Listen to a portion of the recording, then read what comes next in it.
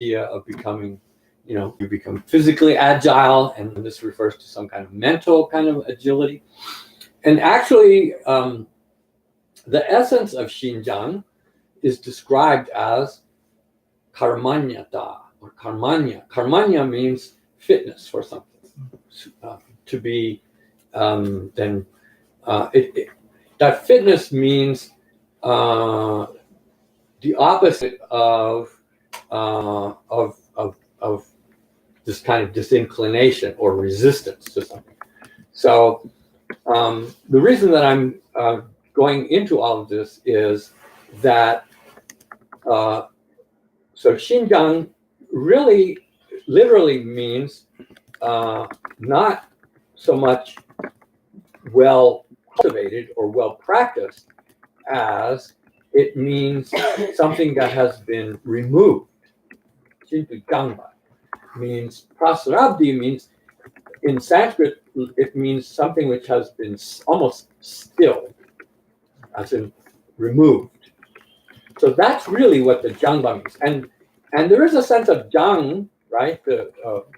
In Sanskrit is Shuddha. Shuddha, or the root Shuddh, which means, usually it means like to purify, right? It can mean to purify, it can mean to refine, it can also mean to eliminate some kind of a fault. If it's completely, purified, then it's removed. It can be eliminated even. So what prasarabdhi really means, literally, is the absence of, or the stilling of, Ning and Lin.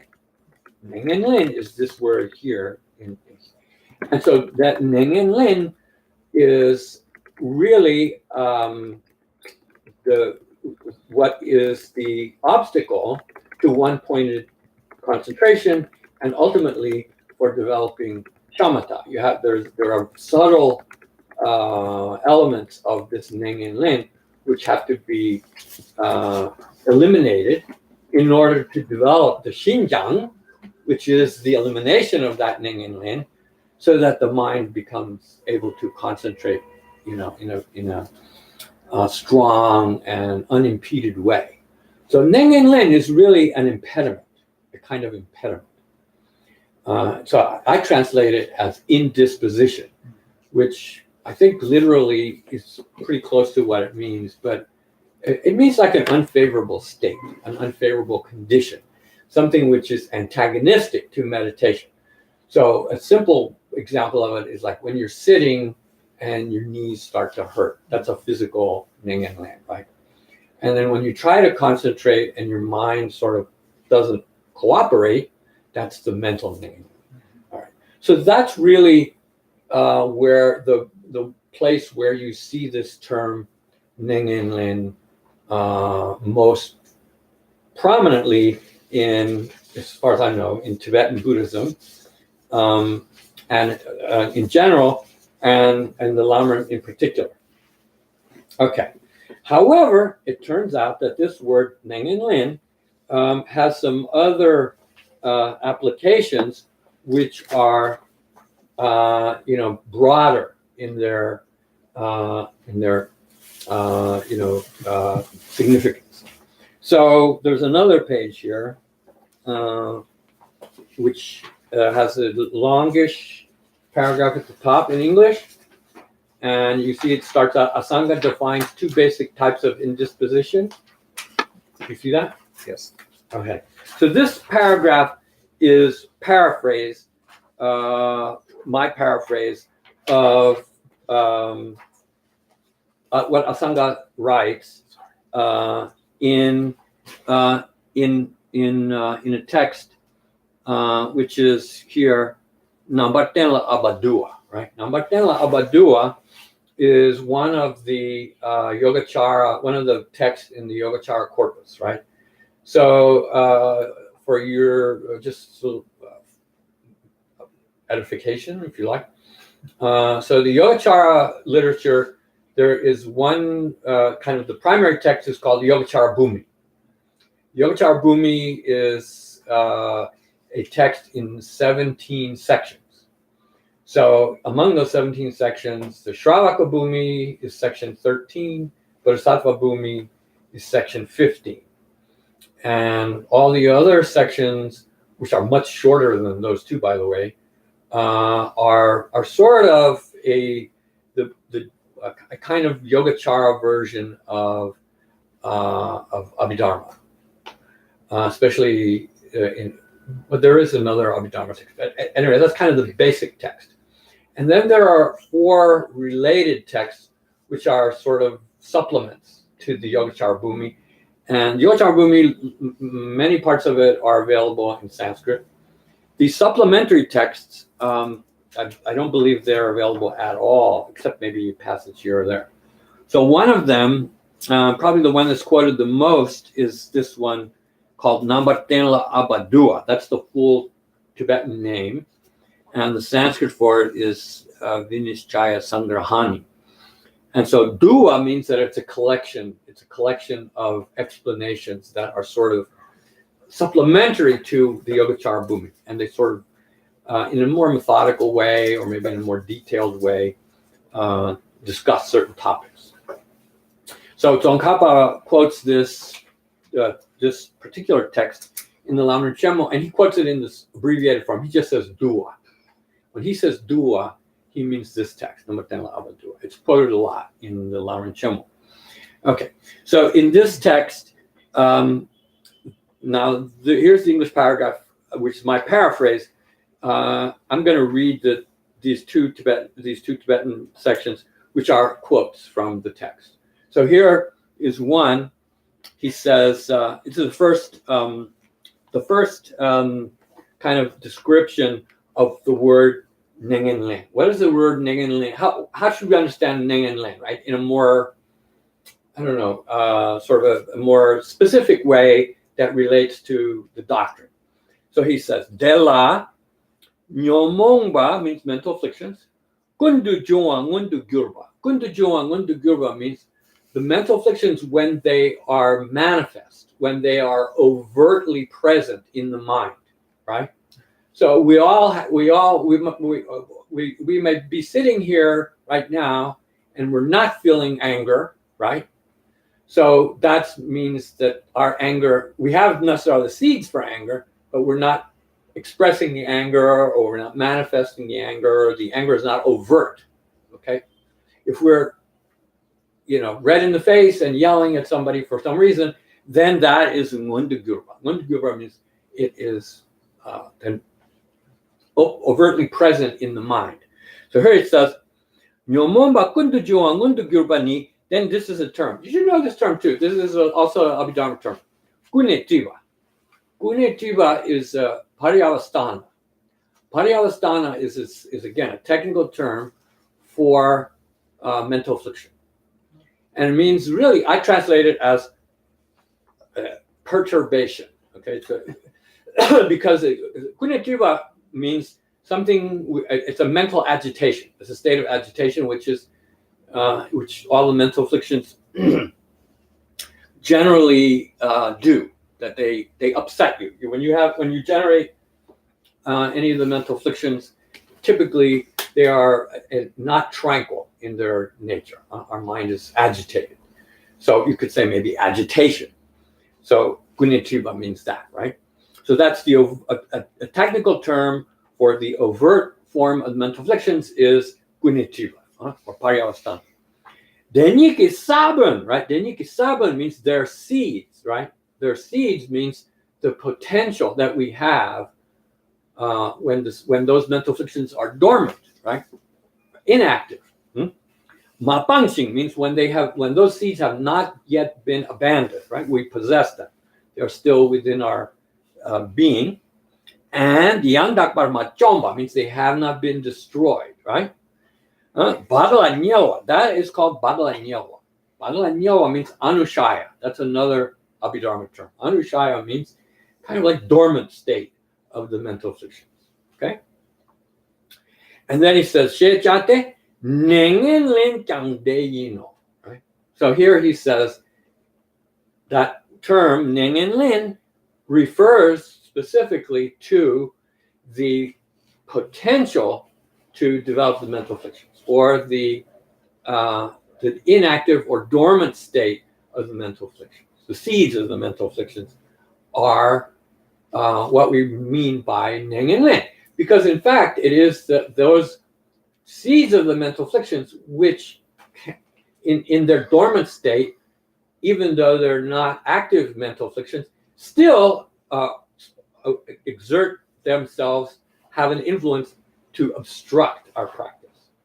So even when we're trying to meditate and we're not upset or anything, but our body and or our mind does not comply with our desire or intention to meditate, where does that resistance, where does that obstruction come from?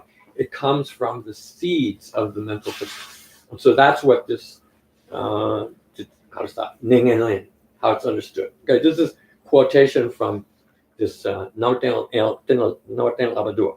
He says, Masebechir. Masebechir literally means because they are not awake, because they are not active, right?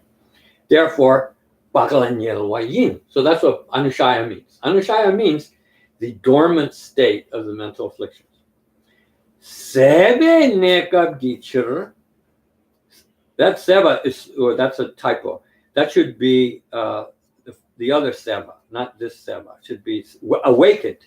The awakened condition is gunativa. That seva means terminated. That's a mistake. Typo. You see that? The sada se. Yep. The second one.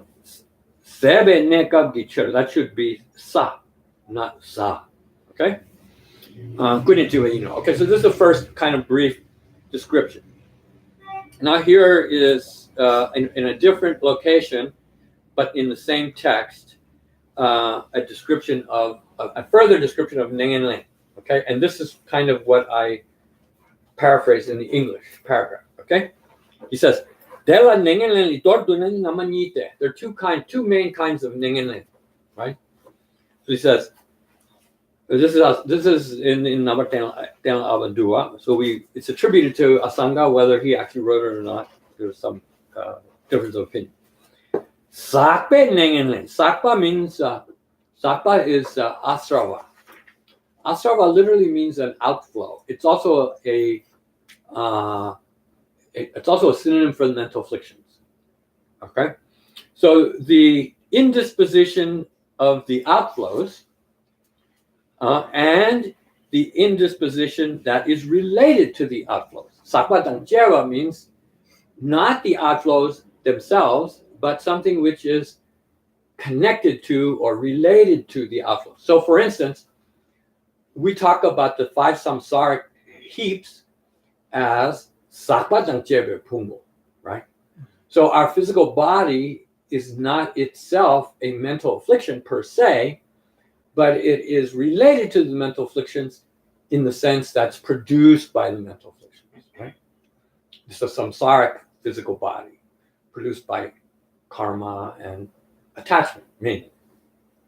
So our physical body, samsaric physical body, is Sakpa Dangjebe Sukhi Pumbo.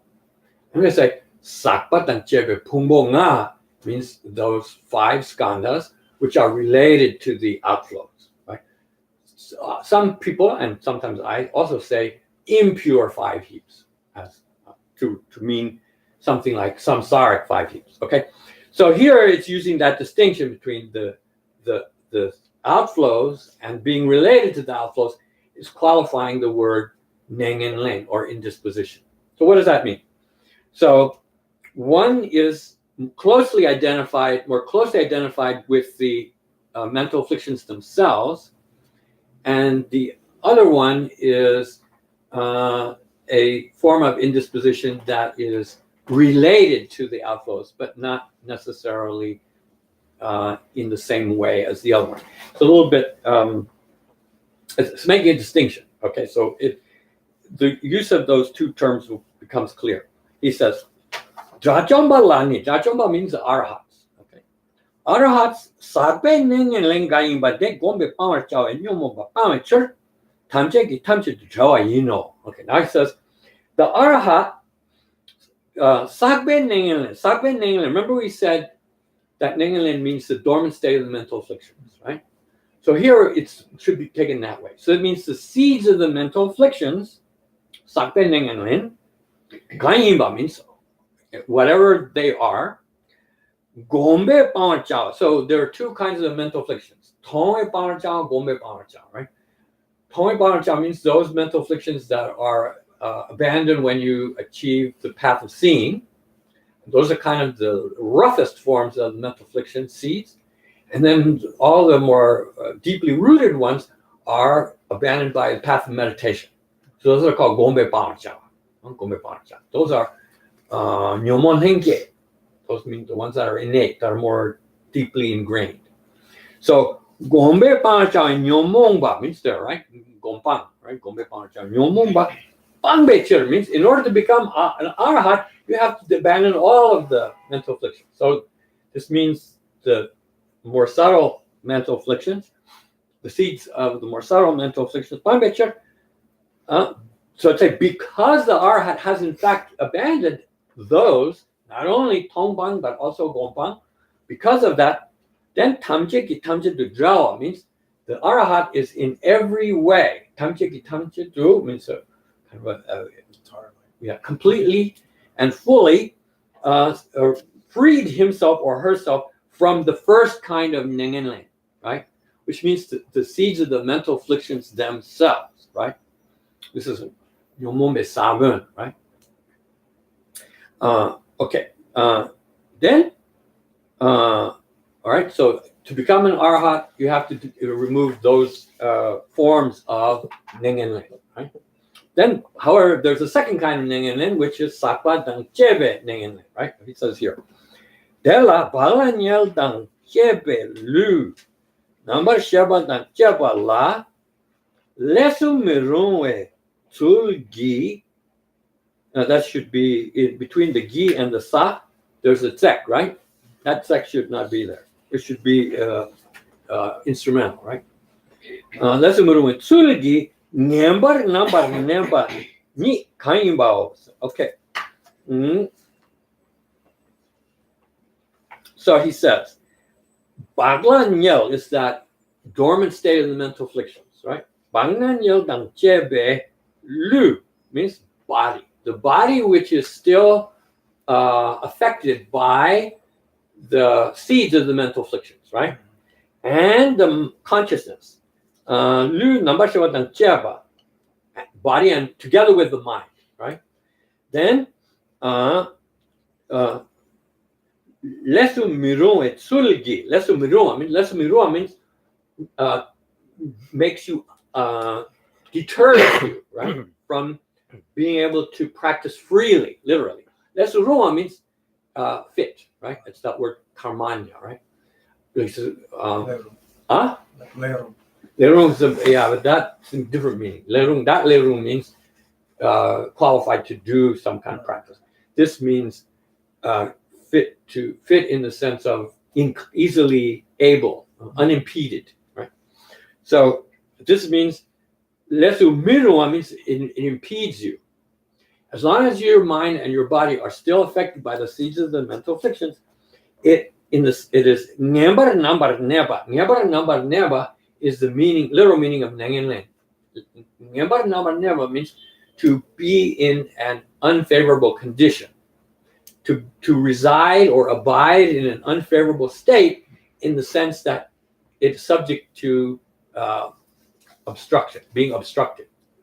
So that's what Nengenlen means. Okay, so it's saying that the Arahat gets rid of that in the roughest sense. Now it says Sakwajan Chebe Nengenlen. Now this is the second kind of Nengenlen. Sakwajan Chebe Nengenli Baglanyel Pangkyang, right? Baglanyel Pang means you abandon all the mental afflictions, right? So if you have abandoned all the seeds of the mental afflictions, you are an arhat. You have become an arhat.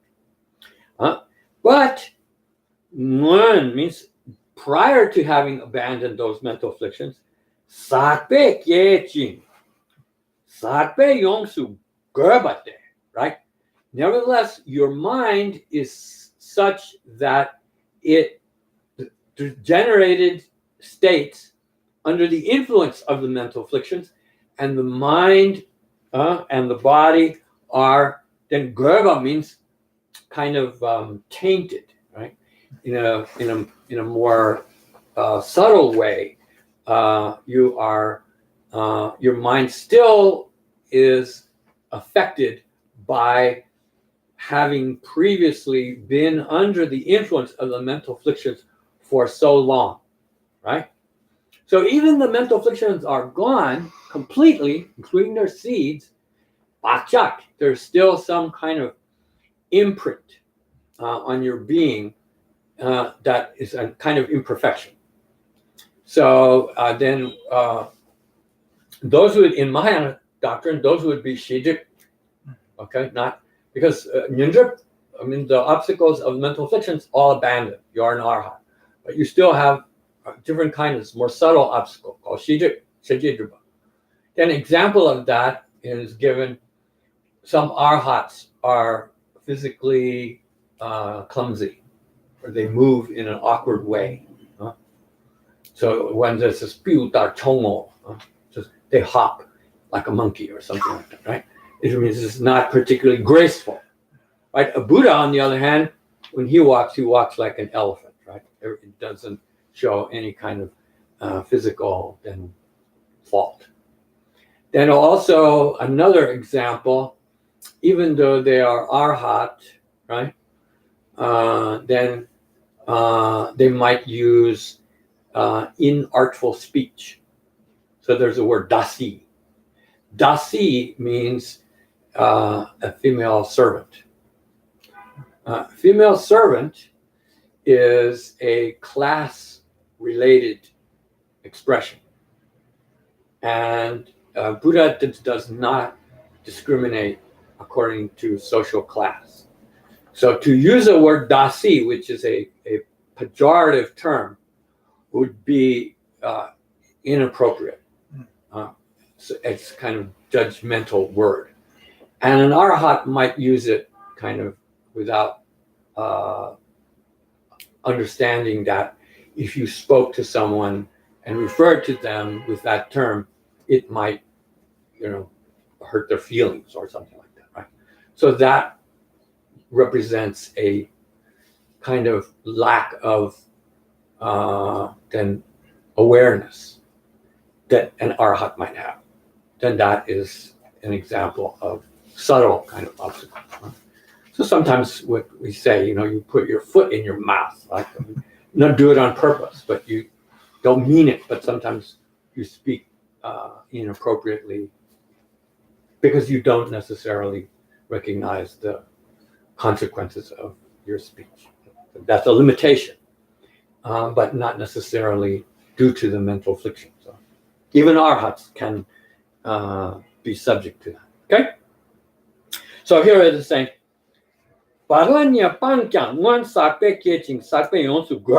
they're still influenced. They still have some kind. They give another example. Say, for instance, if you leave incense in a drawer in your, in your altar room for a long time, then the scent of the incense can become ingrained in the wood.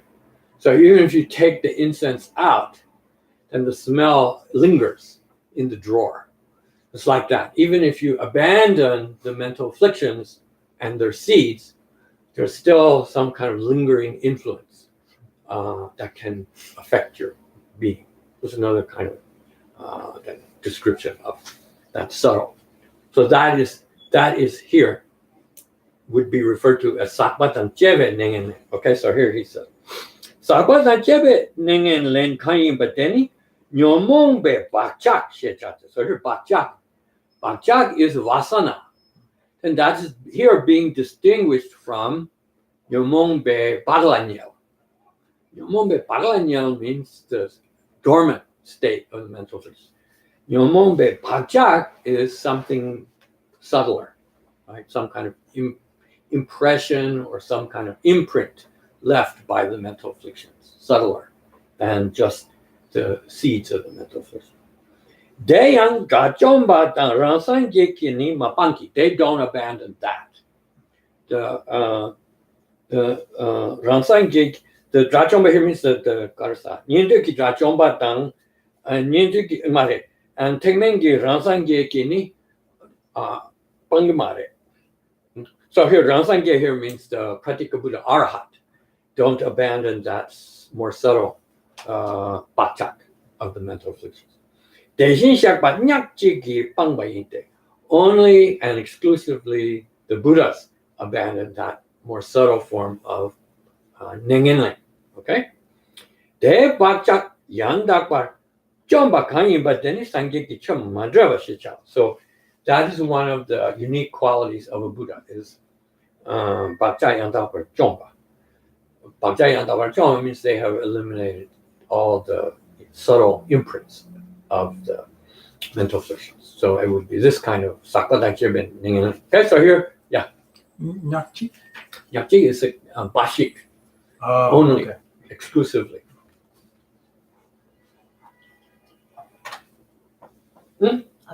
Thank you.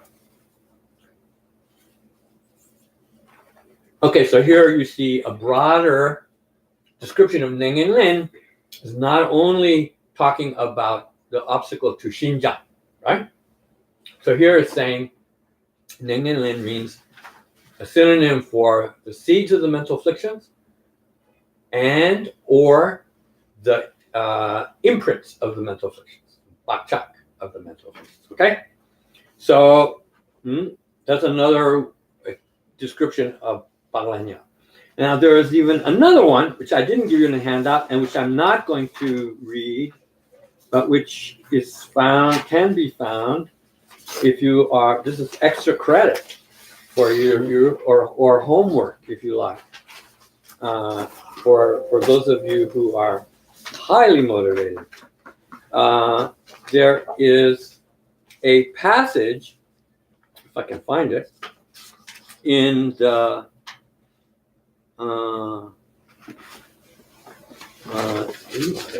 must be here. This is in the Abhidhamma Samuccaya. Okay? Abhidhamma Samuccaya, Nanla. Abhidhamma Samuccaya. Do you know Abhidhamma Samuccaya? Ngumbakuntu. Ngumbakuntu is usually referred to by Tibetans as Gongme Ngumba. Gongwalking Ngumba. So there's a higher and lower Abhidharma tradition. Lower Abhidharma tradition is represented by the Abhidharma Kosha. Abhidharma Kosha is mainly a compilation of the Sarvastivada literature on Abhidharma. So that is considered then Theravada or Hinayana in its orientation.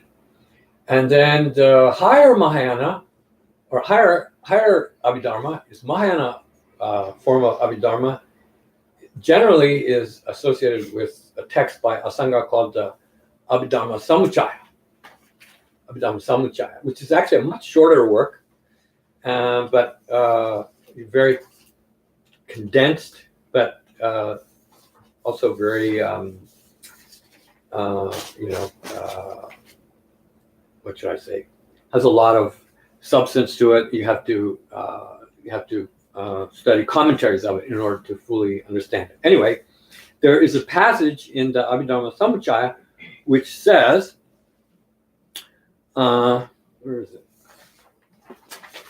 I have it here.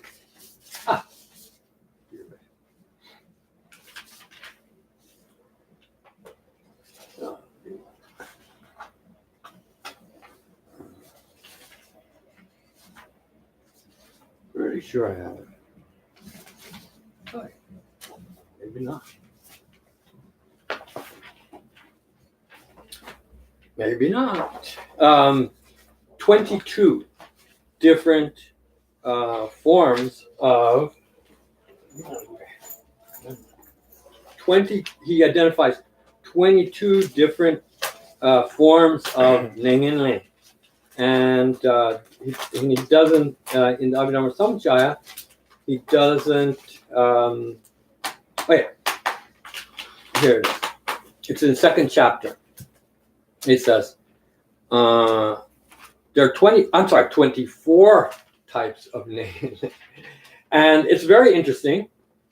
He says, so these are just. These are not distinct from the brief description that we just had, that there are two kinds of Ningin, right? One is the mainly some obstruction or some impediment created by the mental affliction seeds. The other is an impediment or obstruction created by the imprints of the mental afflictions, right?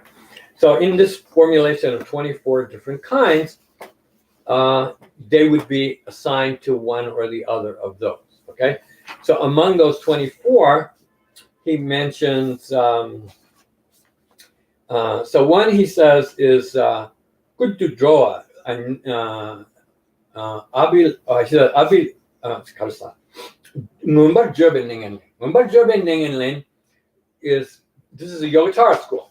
So Yogacara school is, has an idea of dualism, right? An idea that the notion that there is subject and object, and especially that the object can be a physical object as opposed from the mental subject, then that is a fundamental error, right? And then we have terms that follow that kind of error, and that those names or those expressions kind of reinforce that erring belief that there is a subject-object duality. So here it says, and Neng and Lin associated with expressions. So it means it's the kind of limitation or impediment of the mind which causes you to, accept and, operate in that erring state. Okay, so that's one formulation of it. Then there's also Tsorwe Ningen. Tsorwe Ningen. How does he describe it? Tsorwe Ningen. He says it.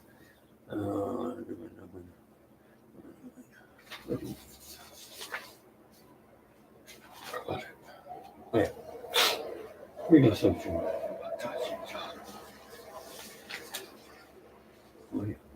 Tsorwe Ningen. Sakwa Chebe. Tsorwe Pajaso. Oh yeah. So then Tsorwas, right? We have feelings, right? We have pleasurable feelings, we have painful feelings, and we have neutral feelings. And among those pleasurable, painful, and neutral feelings, some of them are, to the extent that we are still subject to error in relation to our feelings, right? So, for instance, if our painful feelings upset us, right? we don't like the discomfort that we experience when we are having pain, and it causes us, mentally to be, agitated, or even discouraged, or even depressed. Then that kind of feeling, that kind of reaction to those feelings is then samsaric in nature. So those kind of feelings, those would be then if we don't have any mental afflictions, then for an arahat, if they injure themselves, for instance, they feel some kind of pain, but it does not affect them in the sense that it doesn't cause them to become agitated. They can maintain some kind of equanimity. They can tolerate the pain, you can say. Okay, that's one example. Then same way, pleasure. If we experience pleasure and that pleasure reinforces our attachment, then that is sakpantanche with Sora Dewa.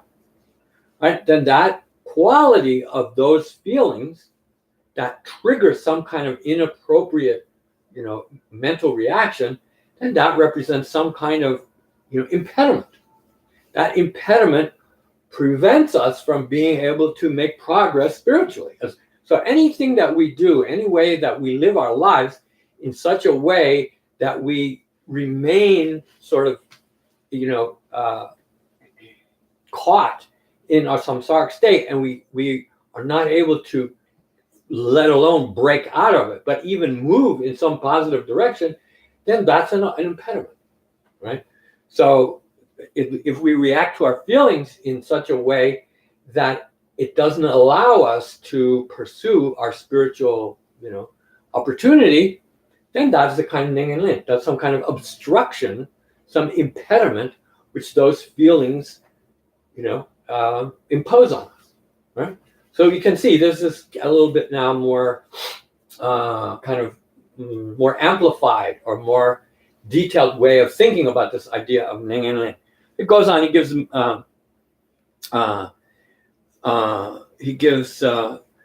food. Food can act as an impediment, right? What is that impediment? What is the ning and lin related to food? Then he two extremes. If you don't eat enough food and you do damage to your health, then that's an impediment. If you eat too much food, and then that can also be an impediment. So that if we have a lifestyle which is being carried out in that manner, then our food can be a kind of ning and lin, something which serves as an obstruction. So he gives a lot of different interesting examples like that, right? Sickness, right? Sickness is another example. Old age is another example. It's an impediment, right? You're physically less capable of, applying yourself. Sickness also, same thing. If you're feeling the strong discomfort associated with it, it's very hard to practice Dharma. Practice. Okay, so this is an example of describing different kinds of ning and lin. Okay, so now, why did I go to all that trouble, almost an hour now, right? Hour and a half about ning and lin? Because that's a term that appears in the Madhyanta Vibhaga to describe how the body, practicing closely placed recollection in relation to our body, gives us a better understanding of the noble truth of suffering. Okay? So Asangha's explanation of the four recollections was how each one of those four serves as an antidote for one of the chinjiloks. This description shows how each one of those four recollections serves to give you kind of an ability to comprehend more clearly one or another of the Four Noble Truths. So closely placed recollection of the body brings you, done correctly, gives you better understanding of the noble truth of suffering. Then here it says, Segyu-chur. Then feelings, here, second one, just do this roughly for the verse. Segyu-chur means because feelings, especially pleasurable feelings, are the main trigger for developing desire. So therefore, when you cultivate reflect on the nature of your feelings, the second of the four closely placed recollections, it should give you a better understanding of how you generate the mental afflictions. If you understand better how you generate the mental afflictions, that gives you insight into truths of origination. Okay? Then sem, he says, sem is shi-chur, right? Shi-chur means then closely placed recollection of mind is the mind is the basis for developing false belief in a real self. So then that will says the mind is the object in relation to which one develops a mistaken sense of a self. So when you recognize that, then you develop the opposite of that, which is correct understanding of selflessness, and that around realization brings the cessation of the mental afflictions. So when you practice closely placed recollection of the mind, right, namely that the mind is not associated with any real personal self, and the correct way to understand your mental being is that it is void of any self, then that brings you closer to the truth of cessation, understanding the truth of cessation. That realization in particular is the main element for you to develop truth of cessation. Then the fourth one is mamongchi, right? That when you meditate on the dharmas, right, the fourth skandha, virtuous and non-virtuous entities, then that serves to remove your lack of understanding relating to what's virtuous and what's not virtuous, and therefore brings you closer to truth of the path. Okay, so so this verse is relating the four closely placed recollections to gaining a correct understanding of the Four Noble Truths. Okay, and then in particular, the first one is closely placed recollection of the body is brings you to better understanding of truth of suffering, truth of suffering. So now the second passage on this page is from the Bhashya. Bhashya means the commentary to the root text, and this is Vasubandhu. Okay, so Vasubandhu says, Luikini nengen len rabdunte. Luikini means the body. When we reflect on the nature of the body, then that by means of the body, the nature of nengen len, the nature of that obstructive quality of the seeds of the mental afflictions in particular becomes evident. So our physical body is the thing which most prominently reveals the impediment that we experience in relation to the practice. It says, Deyang Yonsu Takpe means, so as you investigate, as you then reflect more carefully on the nature of the body and how the body is then an impediment, then that enables you to engage or arrive at an understanding of the truth of suffering. So here it's saying that word nengen len represents, in some sense, a key element of the truth of suffering. So how? And he says,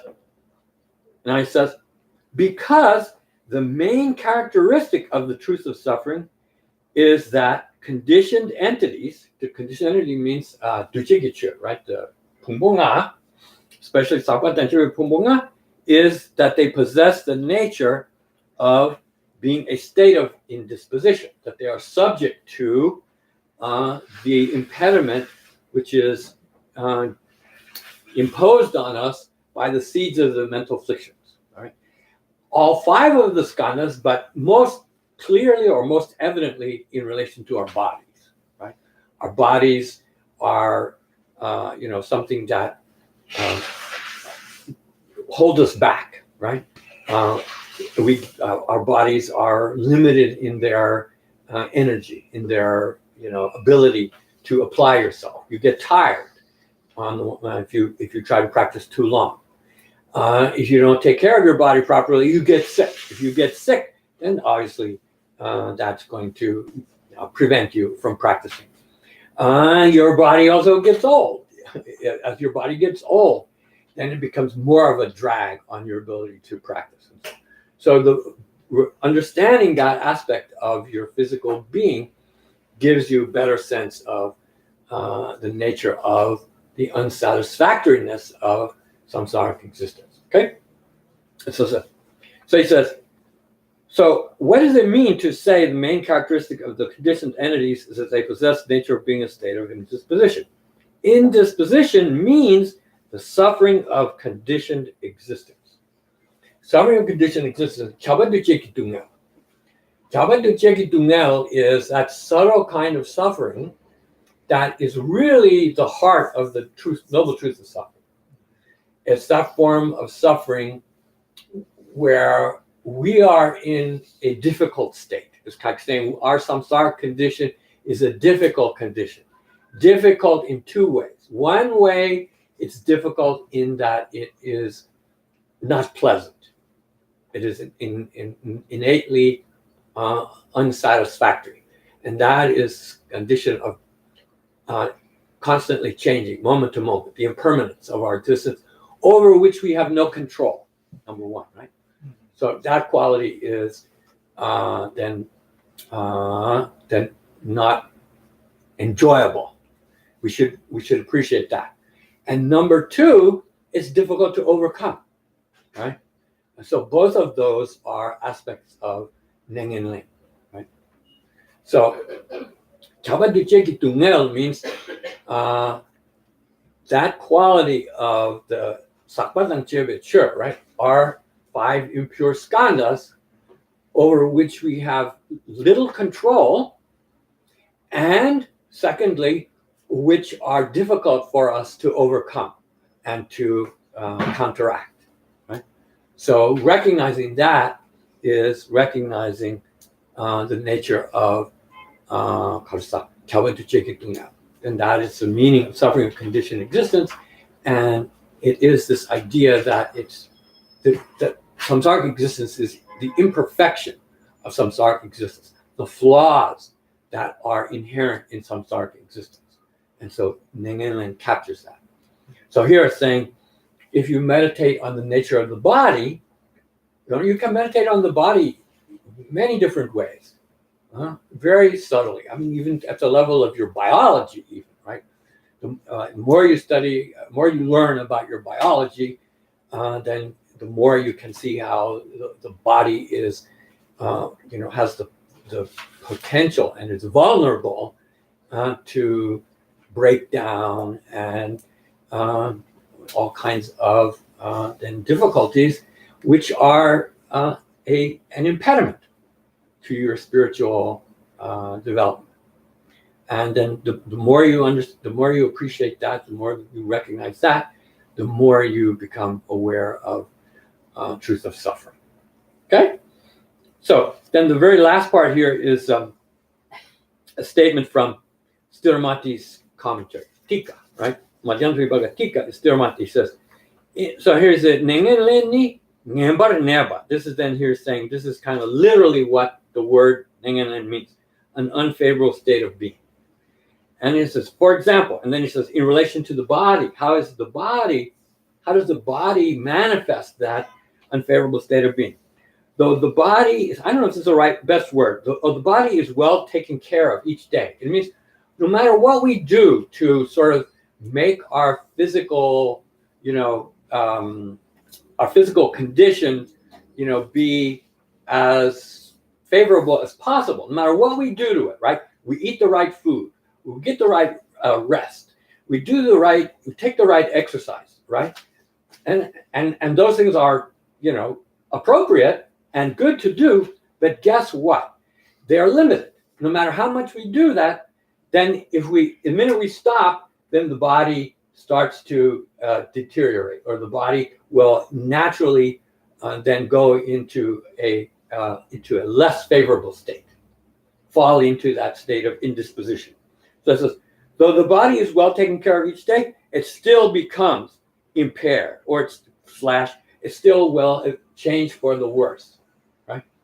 So, and then no matter how well you take care of your body, it's never going to be, perfect. So it's not saying we shouldn't take care of the body. It's saying no matter how much we take care of the body, it's still going to fall apart at some point, and it still has the natural quality of being an impediment. So that's how the body exhibits or manifests the state of indisposition, which represents the essence of truth of suffering. Okay? So that's kind of the key point that relates to the practice of closely placed recollection of the body and how it brings a better understanding of the noble truth of suffering. Okay, so with that introduction, now we can go to Ayadeo's chapter 2, where he starts talking about, guess what? The body. So let's go there. Okay. So I emailed out Tibetan. Yeah, I have it. Okay. I have it. Good. I have So it. let's see, now I have to flip through my stuff here and find that. Oh yeah, here it is. Okay. So, Niwa. All right, so we're going to read the Tibetan, all right? And you can find, this is, do you have this book? No? Come on. You're supposed to. This is the first, do you have it? Do you have the, Wick, do you have the English? Maybe downstairs. Okay. Bring it. I have it. I can give you here, you can look at it. Okay, let's see. So this is chapter 2. We're only doing the first 2 chapters. And this is, all right, so then here you can, okay. So the rest of you, Niwa means second. This is not talking about the second chapter, right? What page is it? 83. 83. Sabadang chebe lu, right? Sakchiki lu, right? Sakchiki lu means the body which is associated with the mental afflictions, right? Or the body which is associated with the ashravas, or the impure body, samsaric body. Dumnel du gombe gone means then through meditating on it as having a suffering nature, then dewar zimba chinchilok. Dewar zimba chinchilok means the erring belief which holds that the body does enjoy truly some kind of pleasurable states, that can be abandoned. All right. Tab sheva lani. So explaining how to go about doing that, the method of doing that has 2 main sections. Leu shum sheva means then explaining the text of the chapter, and then secondly, which is just this is just a way of classifying or organizing the name of the chapter. So the name of the chapter is going to just, at the end of the 25 verses, it says, this completes the 2nd chapter on abandoning, the mistaken belief of pleasurable, of things which have a nature of suffering as being pleasurable. Okay, now